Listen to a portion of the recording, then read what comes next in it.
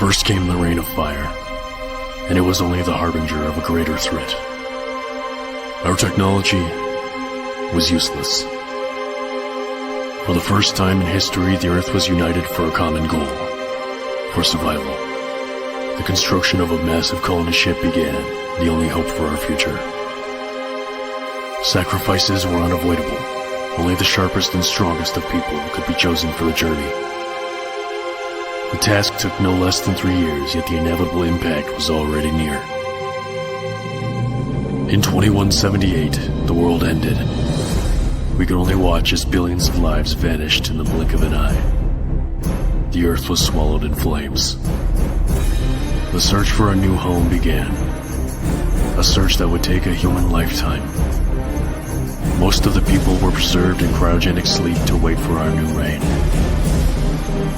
But finally our long journey came to an end. We arrived at the edge of a suitable solar system. Within it, we found the New Eden. The weather was harsh, and sandstorms raged on the planet's surface, allowing only the survival of the strongest of species. But deep underground, sleeping in the city of ancients, there were fountains teeming with new life. And there, a new species awoken to explore the unknown world.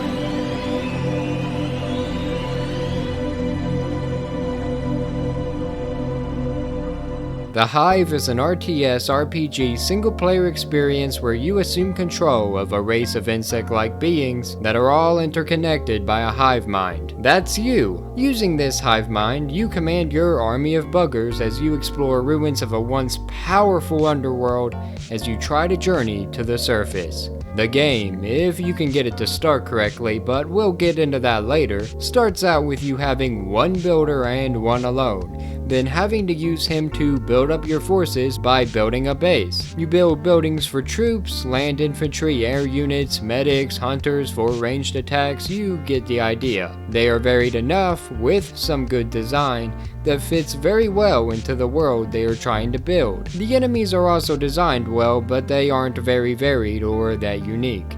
I don't mind them. I mean, I was glad that it didn't use the same Marines versus bugs we've seen many times before, and instead tried to be unique with lizards, ghosts, skeletons, and other creatures inhabiting the world beneath our feet. The combat of the game starts very slow. Bosses can be cheesed by letting them chase you towards an ambush of towers and then surrounding them.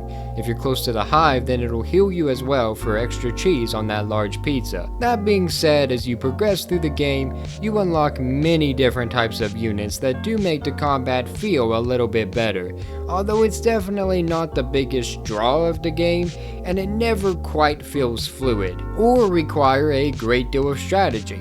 There is some strategy involved, yes, but there's nothing worth a lot of thought. It's passable combat and nothing more. The presentation is benefited greatly by its audio, as well as the visuals I brought up earlier. The music is very atmospheric, calming, and cool, mixing with the cool and vibrant colors that make up the majority of the backgrounds and locations.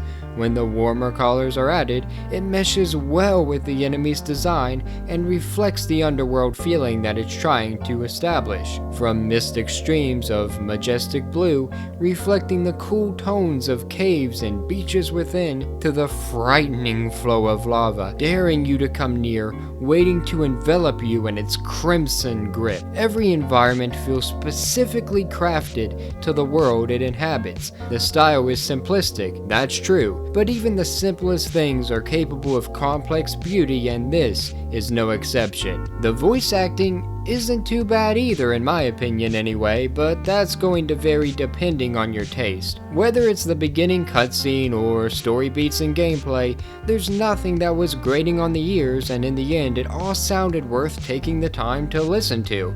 I loved hearing about the lore of the place, hearing the facts surrounding the world that I am inhabiting. I loved hearing about the things that are coming up, why they are coming up, what happened before I was even involved. it was very engaging. The RTS portion has everything you expect. It has all the bells and whistles, but as I stated earlier, the strategy is lacking. It's basically down to managing resources as to not lose your horde of enemies, and if you do run out, then hopefully you saved, or well, you can do what I did a few times and rage quit. See, the levels are long and truthfully boring. Besides some combat, some kinda cool puzzles, and a really good plot, waiting for your slow dad-blame troops to move from point A to point B, your workers to gather meat from hunted animals, to fish in shallow streams and open sturdy chests, or even excavate for materials, it all moves at a snail's pace. So when you gotta start over because you failed, died, something went horribly wrong, it's extremely sluggish and feels more like a chore than even playing a game. You beat every level on that first try. Save often and embrace the cheese. That's my advice, even for my lactose intolerant viewers. I see you. I'm one of you. Because the story is good, but the gameplay doesn't have the replay value to make it worth it like other games in the genre, it seems complex and strategic on paper, but in the end there's not much variety in how you handle any given situation. It's just disappointing. I see where they're trying. You can see it throughout the entire game, but this is more of a baby's first RTS than a new staple in the genre. I respect the effort and I still see merit in what there is here, but keep in mind that it's nothing revolutionary and doesn't take strides to innovate on the established mechanics. It doesn't make it bad per se, but temper your expectations, that's for sure. The RPG elements feel shoehorned in, with many elements not explained, and feel pointless when you realize you haven't even used them and haven't needed to. You can collect items to equip from chests and looted from bodies, but I never see much of a difference one way or the other. I do like that equipping an item to a platoon makes each member gain it though. That was a good touch and a clever workaround to have minimal equipment littered throughout the map, so props for that. Other than that though, there's not much when it comes to the RPG elements that really push you to be, oh, this is an RPG RTS. You don't create your own character, there's no real customization when it comes to your units until you can upgrade things with certain buildings, but you still don't really make any of them yours. It is all very linear, which leads me to my next point. You know how I said the story was good? I was telling the truth, but there's also a reason I brought it up after the gameplay. It falls into the same pitfalls due to the pacing of the overall game, as reflected in the slow gameplay I talked about earlier. The setup for the plot is extremely linear, but it's left to mystery, revealing more about the situation of us and the world around us as we progress through the game. Every step literally has the ability to reveal something new, as areas stay dark, shadowy, and unknown until you have eyes inside them. That makes every action, at first, hold immense value. The drawback to that is that you can only do things the first time, one time. So if for any reason at all, from forgetting to save, failing, dying, power goes out, you have to replace sections you've already done, it feels absolutely pointless. There isn't side quests or multiple ways to do things, everything is straightforward, tight, and feels very scripted. The first time you solved the mystery of the statue pieces, or the floor puzzle with spikes underneath, or things that happen later in the game that I'm not gonna spoil, it can be a fun experience. The second time though, not so much. There's no longer any mystery, and since the plot is over-reliant on its mystique and its twists and turns, it practically kills replayability as well. Remember how I said if you can even get it to start correctly, but we'll get to that later? Well, it's later, and we're here. There are a few bugs within this game, pun intended, and one of them makes it impossible to even start the game.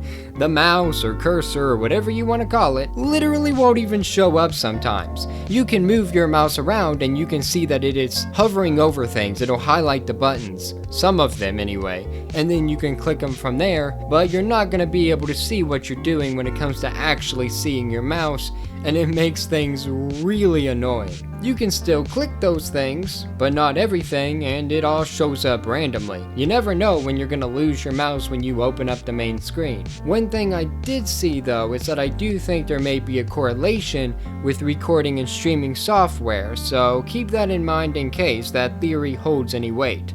Also, streaming and recording affects brightness of the video, and there's some slight ways to fix it, like if you're in OBS, you can use window capture sometimes. Sometimes it will not record your video, it'll just stay at the main screen for some reason. Or sometimes you'll be in the window capture trying to capture the game, and it will come out looking real janky with the audio off. There's been some issues with it. Or you can use the monitor capture, where it'll just capture whatever your monitor sees, and whatever screen you're on your monitor. So if you're full screen, that's probably the better way to go. But even then, there's also some slight caveats to that where it doesn't always work as intended. So it's majorly inconvenient and a huge downside when it comes to whether or not I can recommend this game to streamers and content creators, which I hope it gets fixed in a later patch, but as soon as it possibly can at the same time. There were also glitches with combat audio playing even after the combat ended, issues with the AI's mapping when it comes to paths to go, getting them stuck in place or against a wall so they can't actually walk where you need them to, stuff like that. Nothing game breaking besides the cursor, and that's even before you actually start playing it, so thankfully nothing ruins the game while you're actually playing. But they are annoying, and I did feel like I needed to point them out. For my achievement hunters out there, this game has Steam achievements as well as Steam trading cards, so keep that in mind.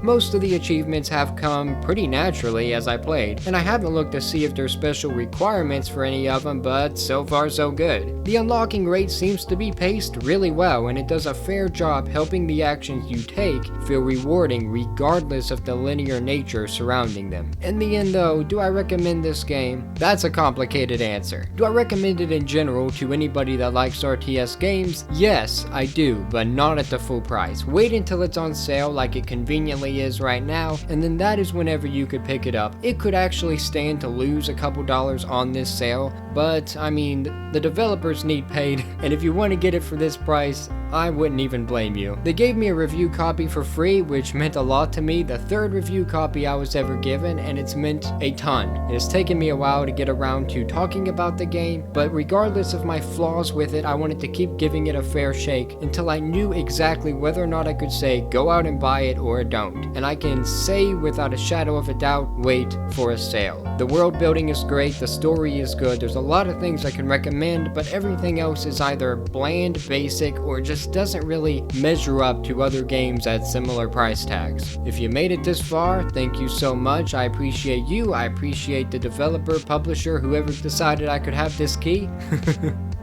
For more news, reviews, and whatever we choose, stay tuned to Nerdsfeed. Have a great day. Thank y'all.